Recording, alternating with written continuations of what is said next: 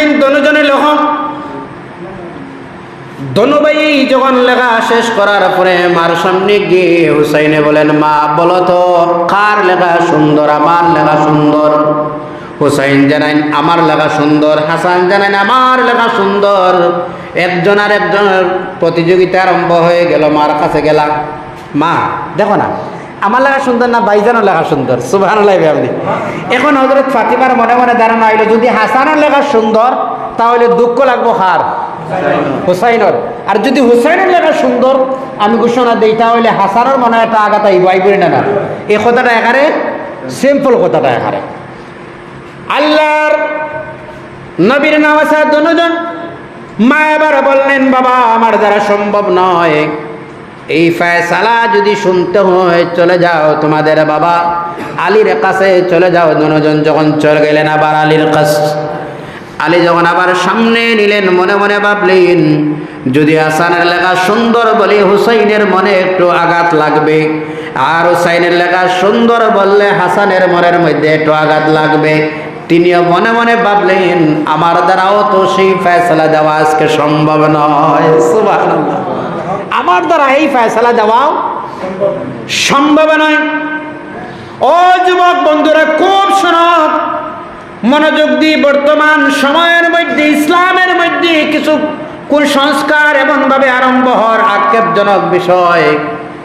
আমি জানি না, এমএলএ সাহেবের মুখ থেকে শুনলাম তেজিয়া পর্যন্ত নিয়ে বিসর্জনদের বলো, ঠিক না? না, কথাটা কি রকম মুসব্বা লাগে। মুসলমান বিসর্জন পর্যন্ত পৌঁছিল, সেই সমাজ তারে এবার সেই জিনিস তারে বাধা দেওয়া আপনার আমার ইমানি দায়িত্ব আছে না নাই? আরো জোরে বলো, আছে আছে না নাই? ও আমার যুব বন্ধুরা, বাবা জান মা জান ঘরে বসে শুনতেছেন, আপনারাও শুনেন। এবার হযরত আলী বললেন, আমার দ্বারা সেই ফয়সালাটাও দেওয়া সম্ভব নয়। এবার চলে বললেন, যাও ওই ফয়সালা যদি দিতে হয় চলে যাও মসজিদে নববীর মধ্যে, তোমাদের নানা আখের পয়গম্বর বসা অবস্থায় আছে। যাও যাও যাও, আমার কারণে নানার কাছে যাও। সম্ভব নয়। নানার কাছে গেলেন, আল্লাহু আকবার। নানার কাছে যাওয়ার পরে এবার নানা কি ফয়সালা দিবেন, নানাও এবার চিন্তিত হয়ে গেলেন। আমার হাসানের সুন্দর লেখা না হুসাইনের লেখাটা সুন্দর বলবো? এবার আল্লাহ রাব্বুল আলামিন বললেন, হুজুর নবী আমার অপেক্ষায় করো, জিবরাইলের মারফতে বেহেশত কি ফল আনা হয়। আল্লাহ রাব্বুল আলামিন অর্ডার দিলেন, দোনো সিলেটের মিডিলের মধ্যে নিয়ে রাখবাই। এই ফলটা যার সিলেটের মধ্যে পড়ব এটাও মানিয়ে নিবে, লেখা তার সুন্দর। সুবহানাল্লাহ। এই কেন রাখলাম? এখন সিলেট তো দুইটা আছে, যেটা পড়ব ওটা লেখা সুন্দর, ও তো আল্লাহর তরফ থেকে আমরা কেউ দিলাম না, এটা ওটা তো না নেই। যেমনি ছাড়ার সঙ্গে সঙ্গে কেন থামে গেল, সেই ফলটার মনে মনে দিয়ে জাগলো, আরে আমি যদি হাসানের সিলেটের মধ্যে পড়ি তাহলে হাসাইন জিন্দাবাদ শুরু হয়ে যাবে, বলো ঠিক না? না, হ্যাঁ, মানুষ তো বসা অবস্থায় এখন এই বড় প্রতিযোগিতা, এখান থেকে স্লোগান শুরু হইব, হাসান সাহেব জিন্দাবাদ, হাসান সাহেব জিন্দাবাদ, নারায়ে তাকবীর শুরু হইব। আর হুসাইন বেজার, কথা কই না? আল্লাহর কসম, এবার এখানের মধ্যে থামলো। থামার সঙ্গে সঙ্গে দনজনদের খুশি করতে সময় দনজনের মনের মধ্যে যেন চোট না লাগে, তেমনি অবস্থায় দুই অংশ টাস করে ফাটে। এক অংশ হুসাইনের সিলেট হয়, আর একটা অংশ হাসানের সিলেটে। আল্লাহু আকবার। যার ফয়সালা হলো, তেমনি অবস্থায় আমার বাবা আমার ভাইয়েরা শোনায়, যার সঙ্গে এমন ধরনের ব্যবহার করা হলো, আহারে এমন একজন বাইরে একবার নয় দুইবার নয় 6 বার বিষ পান করানি হয় হযরতে হাসান। আল্লাহু আকবার। কয়বার হযরতে হাসান রে? 6 বার, মনে রাখবা। আচ্ছা শুনুন, অনেক সময় ছোট ছোট বাচ্চারা একটু খেলাধুলা করে না, করেনি? করে দেখবা অনেক বাচ্চাইতে খেলাধুলা করে। অনেক সময় খেলাধুলা করতে হুরতার মধ্যে একটু লাগবাজ আছে না নাই? হযরতে উমর যখন আমিরুল মুমিনিন, শুনুন মুসলমান, কষ্ট লাগেন না তো? না লাগে? কষ্ট লাগেন না? হযরতে উমর আমিরুল মুমিনিন যখন হযরতে ওমর, আমিরুল মুমিনিন হযরতে ওমর, কে কথা কই না কে এটা সুজয় বলে স্যার দেন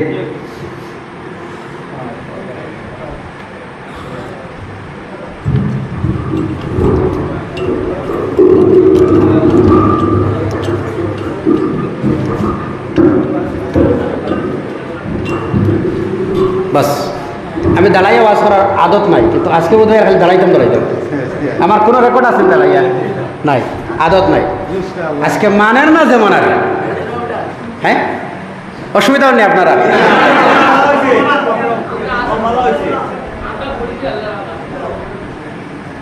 দোনো বাচ্চা তখন আমিরুল মুমিনিন খেয়ে একটা আওয়াজ দিবা যুবক হযরতে হুসাইন ছোট আর হযরতে আমিরুল মুমিনিন উমরের বাচ্চা দুজন ছোট ছোট খেলাধুলা করা। দুজন খেলাধুলার মাধ্যমে ছোট বাচ্চারার মধ্যে একটু লাভ হয়নি। ওই সময় হযরতে হুসাইন এবং হযরতে উমরের ছেলে যখন একটু ক্রসিং হয়, ওই সময় হযরতে হুসাইন গালি দিলা হযরতে উমরের ছেলেরে, এ গোলামের বাচ্চা, আল্লাহু আকবার। গোলামের বাচ্চা মানে গোলামের বাচ্চা মানে বাবা গোলাম, বাবা গোলাম, বাবা গোলাম। একটু ইজ্জতের কথা আছে না নাই? প্রেসিডেন্টের ছেলে গোলাম, হ্যাঁ একটু সেন্টিমেন্ট আছে না? একটু বিচার দিলা গিয়া মার কাছে গিয়া, মা হাসাইনি আমার গালি দিলা গোলামের বাচ্চা, ঠিক নেই বলে এটা তোমার বাবার কাছে দাও। বাবার কাছে যখন আবার নালিশ দিলা, বাবা কইলা হুসাইনের মতো ব্যক্তির বিচার দ্বারা আমার দ্বারা সম্ভব নাই। সুবহানাল্লাহ বলেন না? হুসাইনের মতো ব্যক্তির বিচার আমার দ্বারা সম্ভব না। বলে বাবা আপনি যে রাস্তায় যান চলাফেরা করেন, ওই রাস্তায় তো শয়তান চলাফেরা করে না। সুবহানাল্লাহ। হযরতে উমর তো সাধারণ মানুষ না। আনিলা উমর ঈমান বাড়িল ইসলামেরি শান। সুবহানাল্লাহ বলেন না?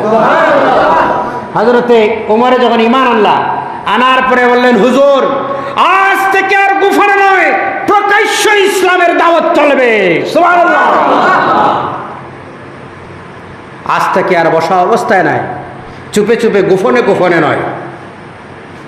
এবার হযরতে ওমর আল ফারুক রাদিয়াল্লাহু তাআলা আনহুর কাছে যখন যায় নালিশ, তিনি বললেন আমার দ্বারা সম্ভব নাই। লাস্ট মোমেন্ট একটা সিদ্ধান্ত হইল, বলে ছেলেরে বাধ্য করতে গিয়া লাস্ট একদম বললেন ঠিক আছে, আচ্ছা অমুক দিন মসজিদে নববীতে হুসাইনের সেই গালির বিচার হবে। সুবহানাল্লাহ বলেন না? অমুক দিন একটা দিন ধার্য করিয়া দেওয়া হইল, অমুক দিন মসজিদে নববীতে। আচ্ছা হুসাইনের যে বিচার আজকে, সেই বিচার অমুক দিন মসজিদে নববীতে। মদিনায় আর কোনো মানুষ থাকবো তো? হ্যাঁ সব রোয়ানা। শুনি না আজকের বিচার কি রকম হয়। যখনই সবাই চলে গেলেন, আলী বসা অবস্থায় সামনে, হাসান হুসাইন দুজন সঙ্গে নিয়ে বসা অবস্থায় বাবা সামনে। এবার হযরত ওমর আল ফারুক আমিরুল মুমিনিন মিম্বরে দাঁড়াইলেন। দাঁড়াইয়া বললেন, ও আলীর ছেলে হুসাইন, তুমি কি আমার ছেলের গালি দিয়েছিলে গোলামের বাচ্চা বলে? তুমি গালি দিছিলে? আচ্ছা কোনো সময় হয়তো ছোট ছোট বাচ্চারা হইলে দেখা যায় ঘটনাটা একটু লম্বা হয়ে যায়, সন্তান ও বাচ্চার তরফ থেকে বাবা ওটি ভাইসাব, আচ্ছা ছোটো ছোটো বাচ্চা তোর মাত নিয়ে দয়া করে আর লম্বা করবা না কথাটা। আমি বাবা হিসাবে চাই আর বাদ দিলেন কথাটা, হয়তো কথা হয়তো তেমন। হযরতে আলী দাঁড়াই বললা, ওমর হে খলিফাতুল মুমিনিন আমিরুল মুমিনিন, কথাটা অনেক শেষ করে দিন না, এটা ছোটো ছোটো বাচ্চা, কথাটা অনেক শেষ করে দিন, এটা তো ছোটো ছোটো বাচ্চা, আর আমি তো বাবা হিসাবে একটু। ফিরে বললেন, ইদ্রিস বসেন আপনি। এই কথা বসেন আপনি কথাটার মধ্যে একটু সেন্টিমেন্ট আছে না? একটু আছে না? আছে। আলী তো আর হ্যাঁ আমিরুল মুমিনিনের কথা মানতে লাগে, আর আমিরুল মুমিনিন তো সাধারণ নাই, কিন্তু মোহর। হযরতে আলী বসলেন, হযরতে হুসাইন দাঁড়াইলা। সুবহানাল্লাহ বলেন না? আমি আপনার ছেলেরা গালি দিছি গোলামের বাচ্চা বলে। আল্লাহু আকবার বলেন না। কে আছে আপনার ক্ষমতা? দেখি আজকে দেখি, আমি গালি দিছি তো, দেখি তো। হযরতে ওমর আল ফারুক রাদিয়াল্লাহু তাআলা আনহু বললেন, আচ্ছা হুসাইন শোনো তো, তুমি যে গালি দিয়েছিলে তার প্রমাণ কি আছে? আমি গোলাম বলে? সুবহানাল্লাহ বলেন না। বলে, ও মিয়া বেশি কথা বলবা না, সব জানি। সুবহানাল্লাহ বলেন না। আচ্ছা শুনেন তো, এখানের মধ্যে আমি যদি দাঁড়াইয়া বড় একটু কথা একটু হই, আর আমার কিছু মাইনাস পয়েন্ট থাকে, আর একজন পিছন থেকে দাঁড়ায় বলে, হুজুর লম্বা কথা কইবা না, সব জানি। তার মানে কিছু গোপনীয় জিনিস আপনার জানা আছে, ওটাও তো দুর্বলতা বুঝেন না। আর কিছু বলবেন না ভাই সাহেব, সব জানি। কথা কই না? হযরতে হুসাইন বললেন, ওমর কথা কইবা না, সব জানি। সুবহানাল্লাহ। আরো জোরে বলেন না সুবহানাল্লাহ। কি জানো হুসাইন বলো তুমি? বলে, ওমর তাহলে তুমি শোনো, আজ আমি এই গোটা মসজিদে নববীর ফুল হাউস গোটা এলাকার মধ্যে আজ জনসমুদ্রের সামনে বলতেছি, তুমি তো গোলাম ছিলাই, সাধারণ আর কারণ নয়, যে যার গোলাম ছিলাই তার নাতি আমি আজ জনসমুদ্রের সামনে বলছি, তুমি আমার নানার গোলাম। তুমি আমার নানার গোলাম। কার গোলাম? তুমি আমার নানার গোলাম। আমার নানার গোলাম। আল্লাহু আকবার। সাইন, আমি তোমার নানার গোলাম। আল্লাহু আকবার। আমি তোমার নানার গোলাম। বলে, হ্যাঁ একটু সার্টিফিকেট দিতে পারবা? সুবহানাল্লাহ বলেন না। তোমার নানার গোলামের একটু সার্টিফিকেট দিতে পারবা? বলে, হ্যাঁ শিল সিগনেচার করে দিতে পারবো। সুবহানাল্লাহ বলেন না। বললেন, এই নাও গোলামের সার্টিফিকেট দিলাম, নাও। শিল দিলেন, এই শিল দিলাম, আমি হুসাইন বললাম, এই নাও গোলামের সার্টিফিকেট দিয়ে দিলাম। আল্লাহু আকবার বলেন না। সাহাবায়ে কেরামদের সামনে চক্ষু দেখি পানি পড়তেছে হযরত ওমরের। এই অবস্থায় হযরত ওমর বললেন, নবীজির সাহাবায়ে কেরাম, আজ আমি তোমাদের সামনে একটা ওয়াদা দিতেছি, নসিহত করতেছি, আমার ওসিয়তটাও শোনো। আমি ওমর তো খলিফাতুল মুমিনিন ছিলাম, আমিরুল মুমিনিন ছিলাম।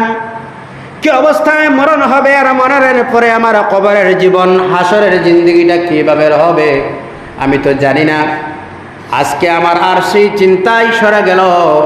আমার ইন্তেকালের পরে আমার যখন তোমরা এই কাফন পরিধান করাইবাই, সেই কাফনের ভিতরে আমার হাতের মধ্যে হুসাইনের লেখা চিঠিটা আমার হাতের মধ্যে দিয়ে দিও।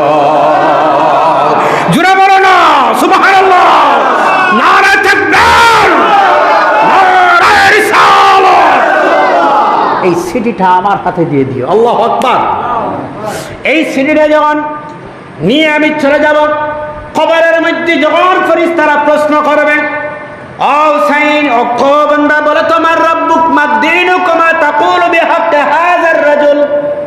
আমি সঙ্গে সঙ্গে বলবো, কবরের ফেরেশতারা রে, আমার আর লম্বা প্রশ্ন করার প্রয়োজন নাই। আমি ছিলাম কার গোলাম জানেন?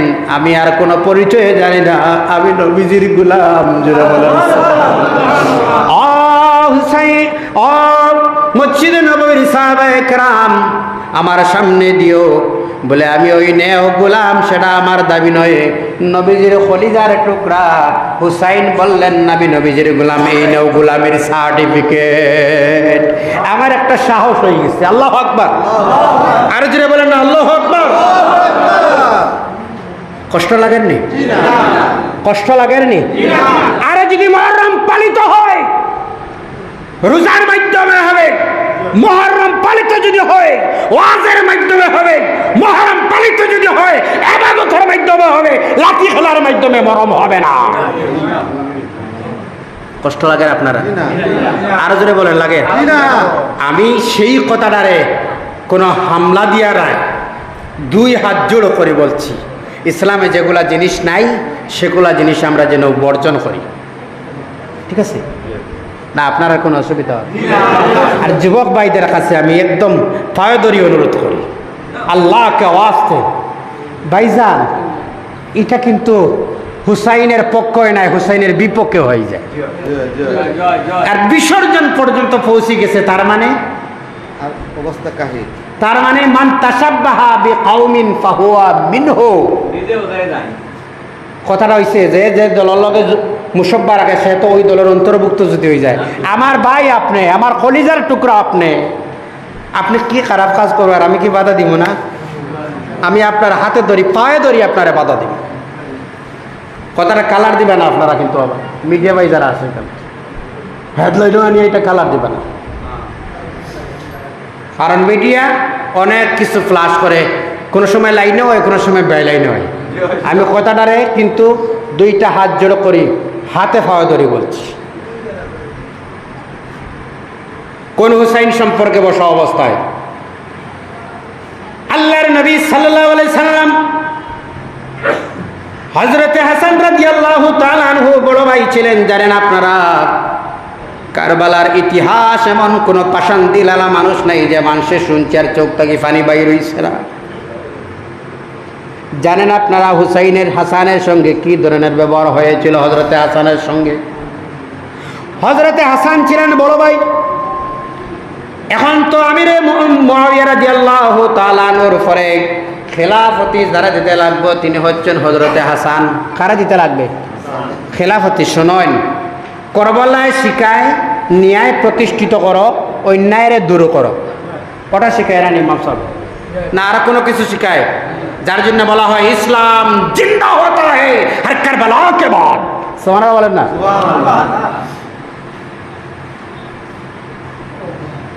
হযরতে হাসান যদি শেষ করা হয় তাহলে তো এই খেলাফতের দায়িত্ব শেষ।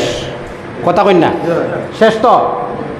এবার হযরতে হাসান রে একবার যখন জহর পান করানি হয়, একবার জহর পান করানির পরে হযরতে হাসান কোনোভাবে নবীজির রোজার কিনারার মধ্যে চলে গেলাম। যাওয়ার সঙ্গে সঙ্গে হযরতে হুসাইনের হাসানের 20টা পানি হয়ে যায়। হাসানের 20 যখন পানি হয়ে যায়, আবার 2 নম্বর বার দিল, 3 নম্বর বার দিল, 4 নম্বর বার দিল, 5 নম্বর বার দিল। 5 নম্বর বার পর্যন্ত হযরতে হাসান চলে গেলেন নবীজির রওজার কিনারায়। যাওয়ার সঙ্গে সঙ্গে হাসানের 20 পানি হয়ে যায়।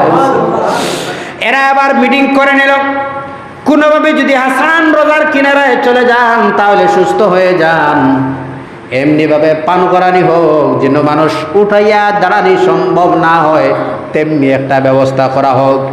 আমার যুবক বন্ধুরা রে, হুসাইন হাসান রে এমনভাবে 20 পান করানি হয়, হাসানের সঙ্গে সঙ্গে বমি আরম্ভ হয়ে যায়। বমির সঙ্গে হযরতে হাসানের খলিজার টুকরা টুকরা টুকরা টুকরা হয়ে বাইর হয়ে যায়। আল্লাহু আকবার, আল্লাহু আকবার। শেষ বেলা যখন হাসান বিদায় নেবার সময়, ছোট ভাই এবার চলে গেলেন, সামনে এবার চলে গেলেন ছোট ভাই। বড় ভাইয়ের মাথায় হাত দিয়ে বললেন, ভাইজান এই অবস্থাটা কোন মানুষ আপনার করলো? তার নামটা হো, তার গর্দন উড়াই দিন। মাও নাই, বাবাও নাই, নানাও নাই, 2 জন ভাই ছিলাম, কোন মানুষে আপনার সঙ্গে ব্যবহার করলো? আহারে, তার পরিচয়টা দেও।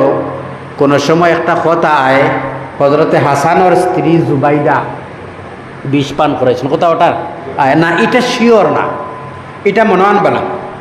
কথা বলছেন? কথা মনে রাখবা, এটা কিন্তু শিওর। আর যারা এটা শিওর না, এটা শিওর না, এটা শিওর না।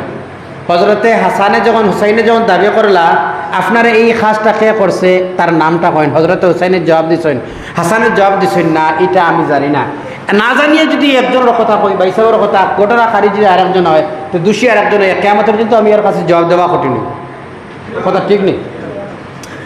হযরতে হাসান যখন বিদায় নিল, এইদিকে দিয়ে আপনার হযরতে হুসাইন রাদিয়াল্লাহু তাআলা আনহু, আর একদিকে ইয়াজিদ।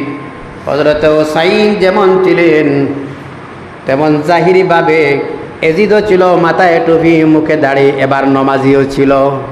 কথা বুঝা যান? ইয়াজিদ আজকে কিছু সংখ্যক মানুষ, শুনো মুসলমান, এখানে ইমানি একটা কথা আছে, কিছু সংখ্যক মানুষে ইয়াজিদ রে একটু যোগ্যতাওয়ালা ব্যক্তি বলেন। ইয়াজিদ লম্বট, এজিদ ফাসিক, এজিদ মুনাফিক, এজিদ বদমাস, এজিদ জানিক, এজিদ একজন মদ্যপানকারী শারিক ছিল। প্রকাশ্য মদ্যপান করত, প্রকাশ্য মেয়েরা নিয়ে জিনা করত। ও এই ছিল এজিদ। এখন এই এজিদের নেতৃত্ব মানা যাইব তো? কথা কই না এখানে? মানা যাইব? মানা যাবে না।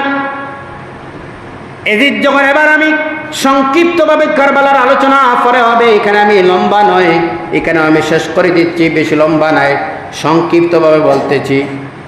হযরতে হুসাইন রাদিয়াল্লাহু তাআলা আনহুর কাছে কুফাবাসী মানুষের তরফ থেকে এবার চিঠি আবার আরম্ভ হলো। কুফার তরফ থেকে চিঠি, হুসাইন আপনি কুফাতে তশরিফ বানান, আপনি কুফাতে তশরিফ বানান। হুসাইন, কোন হুসাইন জানেন? হুসাইনের কাছে বারবার যখন চিঠি যায়, আপনি তশরিফ বানান, আমরা এজিদরে মানি, আমরা এজিদরে মানি না, আমরা এজিদ মানি না, আপনি কুফাত তশরিফ বানান। আমরা আপনার কাছে বয়াত গ্রহণ করিয়া আপনারে আমরা খলিফাতুল মুসলিমিন মানতাম, আমিরুল মুমিনিন মানতাম, খলিফা মানতাম। সুবহানাল্লাহ বলেন না? কুফা এই জায়গার মানুষ হয় একটা করে, জানা আছে যারার কুফার কথার সঙ্গে কোনো মিল নাই, মানে হয় একটা একরকম করে আর একরকম দুকাবাজ কুফাবাসী মানুষ, আর যারা কুফাবাসী মানুষ নন স্টপ সিটি আর কুফার থাকি। লাস্ট মোমেন্টে হযরতে হুসাইন রাদিয়াল্লাহু তাআলা আনহু এই কথাটা মনের মধ্যে আইলা যে আমি রওনা দিলেই কুফার দিকে, যে অত কুফার থাকি আর তো দুকাবাজি কিছু হইতো না, যে অত সিটি আর আমি রওনা দিলেই। হযরতে হুসাইন রাদিয়াল্লাহু তাআলা আনহু রওনা দিতে গিয়া আহলে বয়তর সাহাবায়ে কেরাম সহ আহলে বয়ত সাহাবায়ে কেরাম, বিশিষ্ট সাহাবায়ে কেরাম সব মিটিং করলাম। শোনা মুসলমান ইতিহাস, আমি আজকে একটা আমার হোয়াটসঅ্যাপও একটা ভিডিও দিল, একজনে একটা ছোট্ট একটা ভিডিও ক্লিপ দিল একজন সাংবাদিক মানুষ একটা মেয়ের প্রশ্ন করে যে সবচেয়ে বারকর চিত্রনায়ক চিত্রনায়িকা, তার নাম জিজ্ঞাসা করে, কইতে সবর কথা একটা মেয়ে যখন হইল, হঠাৎ মিডিলে একটা প্রশ্ন করছে, বলো তো বোন এশার নামাজ কয় রাকাত? মেয়েটা কোনো জবাব দিতে পারে না। চিন্তা করেন কথাটা, যে চিত্রনায়ক নায়িকার নাম সব জানে একটা মেয়ে, ভারত বাংলা সারা জানে, কিন্তু এশার নামাজ জানে না। এই অবস্থাটা আজকে হয়ে গেছে। আমরা হয়েছে না কথা কই না কেন? মরম আবার আগে হেরেডি লাটিম মানাইয়া, হ্যাঁ লম্বা দাঁড় এখন দিকে কথাটা অন্যরকম নাই। আপনি প্রস্তুতি নেই, মহরম আইছে, রোজা রাখতা, সুবহানাল্লাহ বলেন না? শুনুন, মহরম আশুরা, চৌকেটে মহরমের আশুরার দিনে যদি কোনো মানুষ সুরমা লাগায়, কি লাগায়? কথা কইবা, কি লাগায়? সুরমা লাগায়। এই চৌকে আগামী বছর পর্যন্ত কোনো মহরমের আগ পর্যন্ত বেমার থাকতো বলা রানি। হ্যাঁ, মহরমের সময় একটু বালা খাইবা, বালা খাইলে এটা মুস্তাহাব্বে হাদিস, খাইলে 1 বছর পর্যন্ত বালা চলে। সুবহানাল্লাহ। মহরমের সময় তিলাওয়াত করবা, মহরমের সময় রোজা রাখবা, এতিম ডাকি এনে এতিমরা একটু খুশি করবা, এটা মহরমের দায়িত্ব। সুবহানাল্লাহ। এতিমের একটু 10-5 টাকা দিবা, ফল ফ্রুট আনিয়ে খাওয়াইবা, ভাত খাওয়াইবা, মাথাত হাত দিবা, তারা একটু পয়সা দিয়ে বিদায় দিবা, এটা এতিমরে দিবা, এতিমরে। সুবহানাল্লাহ বলেন না? এতিমরে দিবা। আমার এই মাসের কর্মসূচি কোনটা জানেন? আগামী শনিবারে ফল কর্মসূচি, আগামী শনিবারে আমার মাদ্রাসার যত বাচ্চারা আছে, আগামী শনিবারে আমার এলাকার বাজার শনিবারে হয়। আমি আমার মাদ্রাসা একটা আছে, এই মাদ্রাসার আমি আমার জীবনে 2টা কাজ করছি, একটা স্কুল আর একটা মাদ্রাসা আমি নিজে বানাইছি। আমার আগামী শনিবারে সকাল 10টায় বাচ্চা সব যারা আছে, এটা বাড়ি ঘরে আইতে পারে না, ফলের মাসুম, প্রত্যেক বাচ্চা তো আমি ফল খাওয়াইতাম, মানে সব যত ধরনের ফল আছে সব বাচ্চা তোরে এক পিস সব ফল দিতাম তারা আগামী শনিবারে। এটা মহরমের কর্মসূচির মধ্যে ঢুকেই দিছি। যাই হোক, আলহামদুলিল্লাহ। তো আলোচনাতে আসলাম কোনটা? হুসাইন রাদিয়াল্লাহু তাআলা আনহু, হ্যাঁ, কুফা। এই কুফাবাসী মানুষ কিন্তু দুকাবাজি, কুফাবাসী মানুষ, আরো জোরে, কুফাবাসী মানুষ দুকাবাসী। এখন সাহাবায়ে কেরাম সব যুবক শোনো, সব সাহাবায়ে কেরাম আলোচনায় বসিয়া মিটিংও সিদ্ধান্ত নিলা ইমাম হুসাইন সাহেব আপনি যাইবা না, হয়তো দুকার সিটি আছে। বুঝা গেছে নি কথা? ইতিহাস লাই লাই বলছি, শোনার লাগে বুঝার লাগে। সবে সিদ্ধান্ত নিলা আমরার পক্ষ থাকি একজন মানুষ জায়গার যাকুয়া গিয়া জায়গাটার একটু ভেরিফাই করে দেখিয়া আমার মানুষের জন্য যদি ভেরিফাই করি একটু সার্টিফাই দিন, যদি আইন আপনি তো শিবার এখানে কোনো সন্দেহ আছেন? কথা কই না কেন? হ্যাঁ, বড় কোনো মন্ত্রী হওয়ার আগে জায়গা তার লোকাল এমএলএ বা পুলিশ প্রশাসনে একটু জায়গারে হ্যাঁ জায়গাটা নিরাপদ আসেনি, ঠিক না? না একটু ইনকোয়ারি করা হয়। তেমনিভাবে আহলে বয়ত সব বইয়া সাহাবায়ে কেরাম বইয়া মিটিং করা হয় যে আমরার পক্ষ থেকে একজন মানুষ যাকুয়া কুফার অবস্থা দেখিয়া এর তরফ থেকে যদি একটু আয় তাহলে আপনি যাইবা, এর আগ মুহূর্তে আপনার আনা দিবে না। আল্লাহু আকবার। কোনো অসুবিধা হয়নি? আচ্ছা, কষ্ট লাগের নি? ওখানে শেষ করি দেই, হ্যাঁ, আর 10 মিনিট।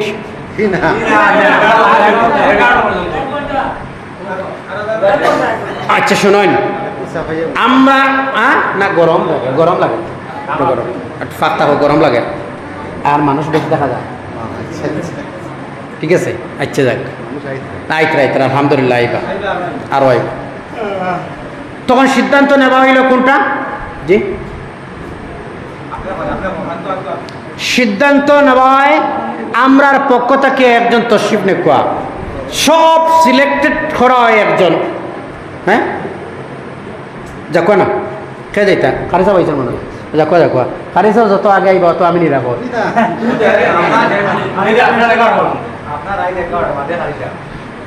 না এটা মরমর ওয়াজ তো লম্বা করেন না, 12টা পর্যন্ত সমাপ্তি হয়। হ্যাঁ যাই হোক আলহামদুলিল্লাহ। তখন সিদ্ধান্ত আমি এক জায়গা নিয়ে রাখবো আলোচনার অন্তকে খারিসাবে নিয়ে আলোচনা শেষ করবা, ঠিক আছে না? তাহলে আপনারা জানা হইলো আমি কারবালার ময়দান পর্যন্ত পৌঁছতাম না, আমি সিদ্ধান্ত নিব আলোচনা অতটুকু। কারবালার ময়দান থেকে আমার রাতাবাড়ি সব আলোচনা নিবা, ঠিক আছে?